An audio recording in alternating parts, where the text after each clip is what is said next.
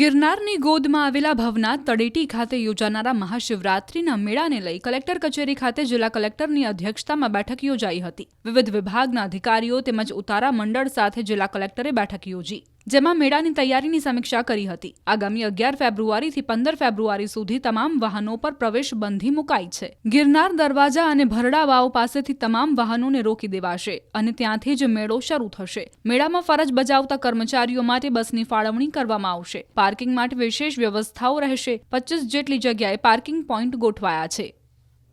કુલ ઉતારા છે 235, એમાંથી 186 જેટલા રેવન્યુમાં છે અને બાકીના છે એ ફોરેસ્ટમાં છે। ઉતારાની વ્યવસ્થા તો જેની પાસે આગળથી જ, જેમ ખોડિયાર રાસ મંડળ પાસે પોતાની જગ્યા છે, મેર સમાજ પાસે પોતાની જગ્યા છે, ખીરસરા પાસે પોતાની જગ્યા છે, એવા ઉતારાઓની રેવન્યુમાં પોતાના બિલ્ડિંગ સાથેની જગ્યાઓ છે, ત્યાં અગવડો નથી।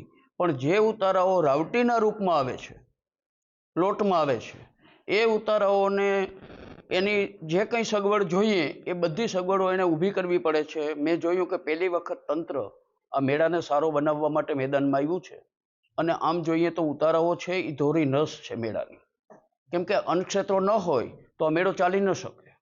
અન્નક્ષેત્રો જ બધા શોધાર્થીઓની, યાત્રાળુઓની જરૂરિયાતો પૂરી પાડે છે ને એ જરૂરિયાતો પૂરી પાડવા માટે અમારા જે સૂચન હતા એમાં મોટે ભાગે એમનું કહેવાનું હતું કે તમારા જે સૂચનો છે એમાં ધ્યાને લેશું અને તમને અગવડતા ન પડે એનું વહીવટી તંત્ર ધ્યાન રાખે।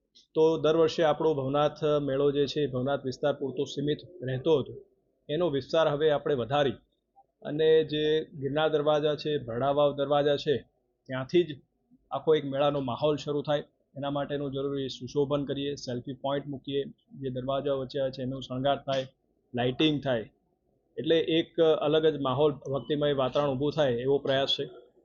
બીજી વસ્તુ કે જે રવેડી છે એ રવેડીનો રૂટ દર વર્ષે લગભગ આપણે 1.5 કિલોમીટર જેટલો હતો, હવે દર વર્ષે લોકોની સંખ્યા જે છે રવેડી જોવા માટે સતત વધતી જાય છે અને એના અનુસંધાને આપણે નક્કી કર્યું છે કે બીજો 500 મીટર જેટલો એરિયા રવેડી રૂટમાં વધારવામાં આવ્યો છે અને એટલે રવેડીનો જે રૂટ છે એ કુલ 2 કિલોમીટર જેવો થવા જઈ રહ્યો છે। એટલે દર વર્ષે અલગ અલગ અન્નક્ષેત્રોમાં જે લોકો આવ્યા હોય, આશ્રમોમાં આવ્યા હોય તો એક જગ્યાએ ભેગા થતા, એની જગ્યાએ હવે જે લોકો ત્યાં હશે એ પોતે ત્યાં બેસી અને રવેડીનો આખો જે છે એનું દર્શન કરી શકશે અને આનંદ લઈ શકશે।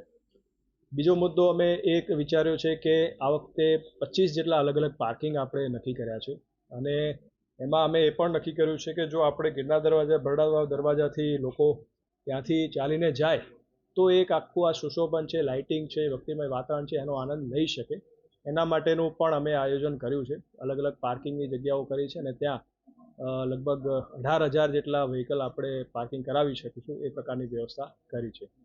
પોલીસનો બંદોબસ્ત પણ વધાર્યો છે, જે દર વખતે 1500 આસપાસ રહેતા એ આ વખતે 2900થી લઈને 3000 જેટલો પોલીસ સ્ટાફ પણ રહેવા જઈ રહ્યો છે।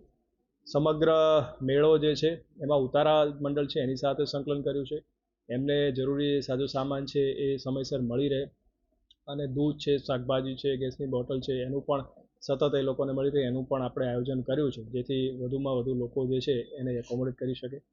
સફાઈ માટે પણ ખાસ વિશેષ ધ્યાન અપાયું છે। દર વર્ષ કરતાં આપણે 3 ગણી વ્યવસ્થાઓ આ વખતે એમાં સફાઈમાં ખાસ ધ્યાન આપી રહ્યા છે, જેથી મેળો છે એ સ્વચ્છ મેળો બની રહે અને લોકોને પણ એક સ્વચ્છતાનું વાતાવરણ મળી રહે એવું આપણે એમાં આયોજન કર્યું છે।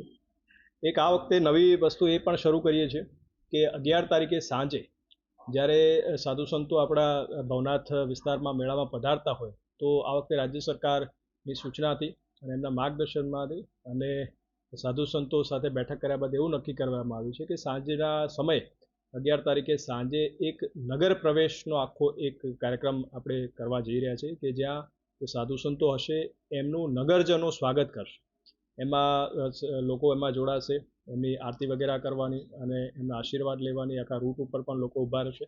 ત્યારબાદ આખી જે નગર પ્રવેશ થયા બાદ સાધુ સંતો સાથે આરતી કરવામાં આવશે ભવનાથ મંદિરમાં અને એક ધર્મસભાનું પણ એ દિવસે આયોજન આપણે કરી રહ્યા છીએ।